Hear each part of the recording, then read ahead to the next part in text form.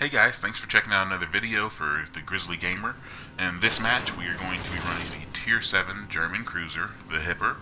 We're going to try to escort our Richie Lou that's over here with us and assist the Wichita throughout this match. See who's going to get spotted and kind of engage from there.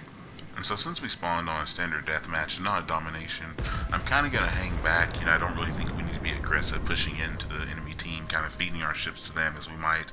Let's kind of give them a second set up, but unfortunately, this Richie Lou is going to throw it in full speed ahead and not look back. And so right from the beginning, I can see our USS Benham is going to try to cut up the channel in the middle.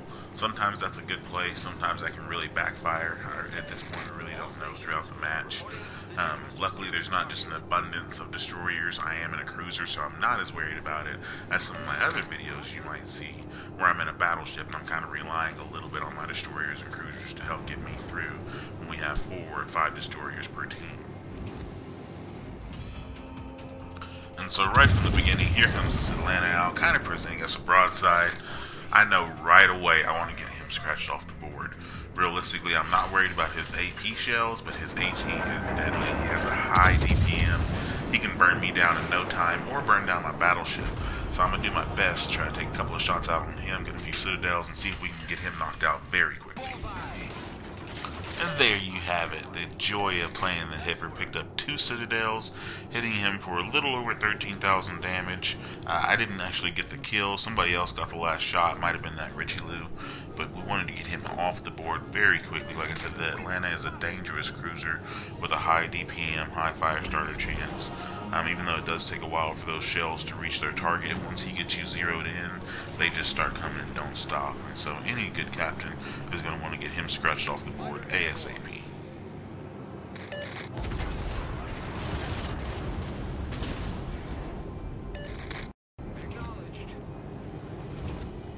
The enemy's Benham does come spotted for a very short time. I try to get him acquired with my guns, but he disappears before I can get a shot off. But we do see we have another American, what I like to call fire starter, high DPM cruiser. The AP is really not that bad on the Cleveland either, so I do have to watch out. My armor honestly holds up better than his rounds does, but he puts out so many rounds so quickly, it would be easy for him to kind of bully me a little bit and push me back if he wanted to. So I'm going to line up on him, see if I can get a quick fire started, and then I'm going to switch over to the AP and see if we can really light him up. Unfortunately, I didn't have enough room to really maneuver like I wanted to. Ran into this Wichita a couple of times. However, it really doesn't cause us any big problems.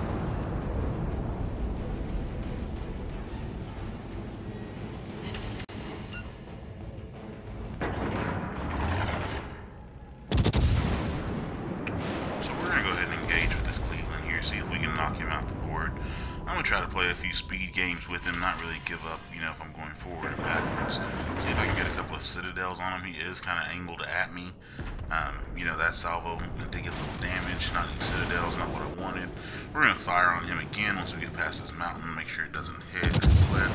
That Benham seems like he's starting to push out, get a few torpedoes at him. Hopefully we can get this Cleveland knocked off the board before he attacks my Benham and knocks him off the board. And boom! Go ahead and knock him for 3 citadels, taking him out the match. Now we can go ahead and move forward with this Wichita on our starboard side. I'm going to continue to go ahead and go backwards.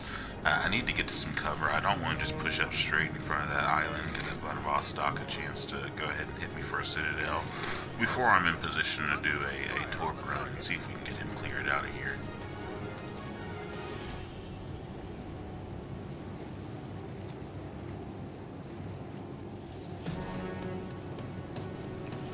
And so one of the things I enjoy when I'm playing the Hipper, because it is a heavy cruiser, I enjoy escorting battleships with it. It's a lot easier for me to stay with them with the armor that the Hipper has versus, if I'm in a Mogami or something like that.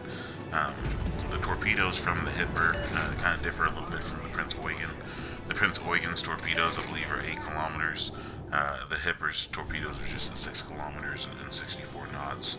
They do reload every 68 seconds, which comes in handy if you're in a close encounter engagement.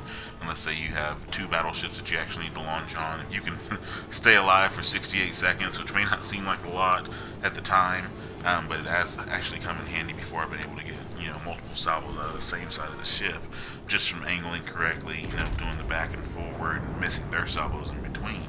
Because when you really think about it, 68 seconds is normally 2 shots for a battleship. So if you can miss the first shot before they get that second shot off, most of the time your torpedoes are going to be reloaded, because you have certain buffs on your cruiser, like your reload consumables, and then your reload main battery, reload torpedoes, things of that nature. And so we're going to go ahead and continue to engage here on this Vladivostok. I'm going to try to hit them in the guns with my AP. That's normally a pretty hard shot for me, to actually hit the guns and knock them out. But it'd be great if his guns weren't active when I'm making my approach. And again, that's my fault. I went straight into this Wichita. He's doing what he's supposed to be doing, kind of bow tanking. I was trying to play around a little bit, get both my guns, and get a little distance off of this island just in case I need to turn back at it for any reason. I didn't want to be sandwiched in between that and his ship. But we're going to go ahead and move forward, put it back in, full steam ahead, see if we can move in. Kind of was concerned that Benham's going to turn back and become a problem for us, but lucky enough for us, he starts running the other way. I don't blame him. The Wichita is a radar cruiser. I'm not a radar cruiser, but my AG penetration is sure deadly for destroyers.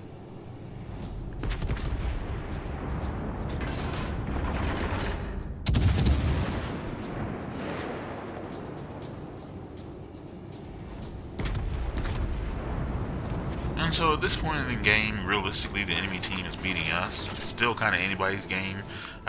They do have more ships than us as far as battleships and destroyers, which is not that great. However, we do still have 4 cruisers on our team and 1 battleship. On our team, the Wichita and I are the ones that are pushing up, being a little aggressive, trying to get to the base. I'm going to have to move in as a heavy cruiser and see if I can take out that battleship. I do have the torps for it. If I can just get close enough without him hitting me in my citadel and knocking me out, one-shotting me, then we should be alright to go ahead and move in further, knock out their Benham, and capture their base. And so if there's one thing we know from playing World of Warships Legends, is that the Russian or Soviet battleships have very good AP penetration. And so that's one of the concerns when I'm going in for a torpedo attack like this, which is why I kind of wanted to keep this island kind of in between me and that Vladivostok as long as I could. Unfortunately, I know that when I come around this island, that means that he's going to have had enough time to be reloaded with a full salvo. And so I'm going to kind of play with him a little bit, see if I can, fake him out with a little bit of speed, try to keep my bow angled as good as I can. That way when he does shoot me, just go straight into the bow. But honestly, from this close, being a Soviet battleship, he could overpin my bow anyway. Luckily, I'm still fooling at almost a full complement of HP. Only took a little bit of damage when I was engaged with that Cleveland earlier.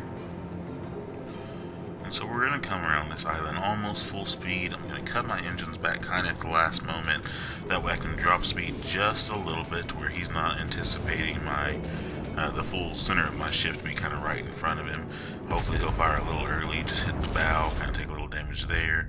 Like I said, luckily I was sitting at almost full health. Drops me down to about 24,000.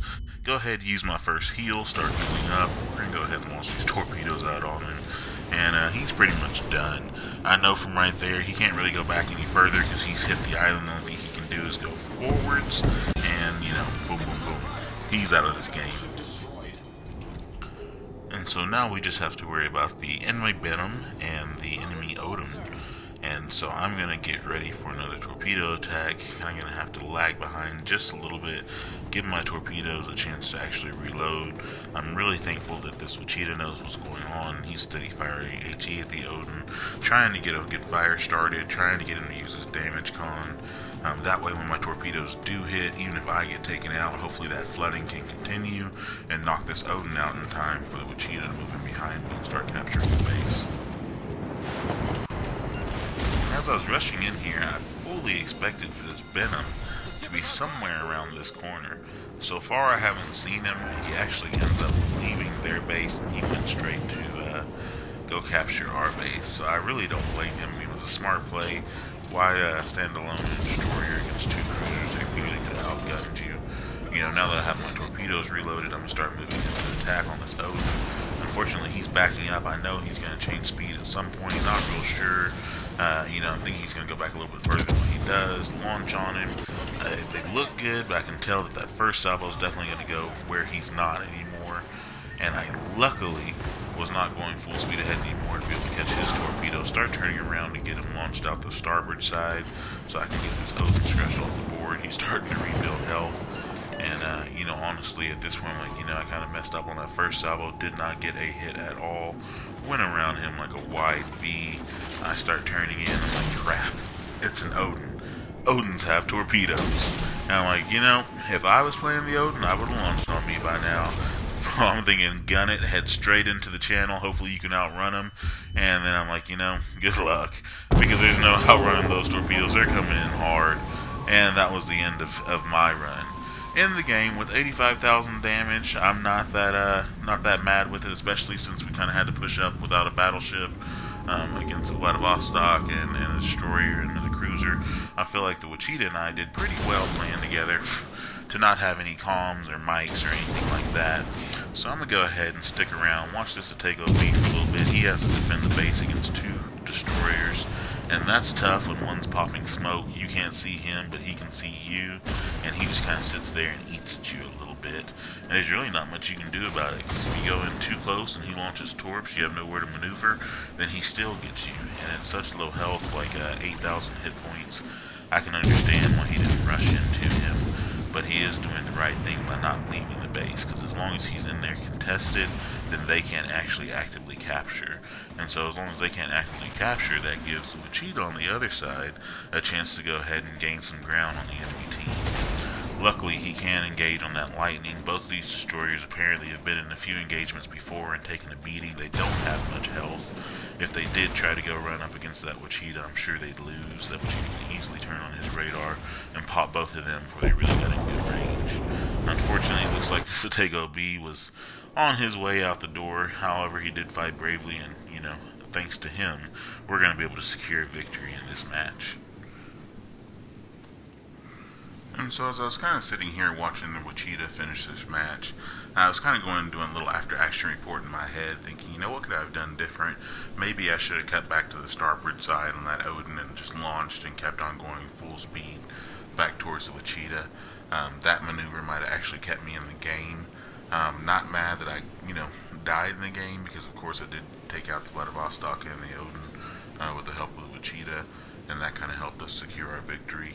It's just one of those things, you know, you sit back and you think, how can I do better for the next game? And so if you don't mind, take a quick moment, like, subscribe to the channel, leave me a comment down in the bottom if you want to know what kind of commander setup I use, or how I have my hipper configured, or go ahead and leave me a comment how you have yours configured. Thanks, and I'll see you guys in the next video.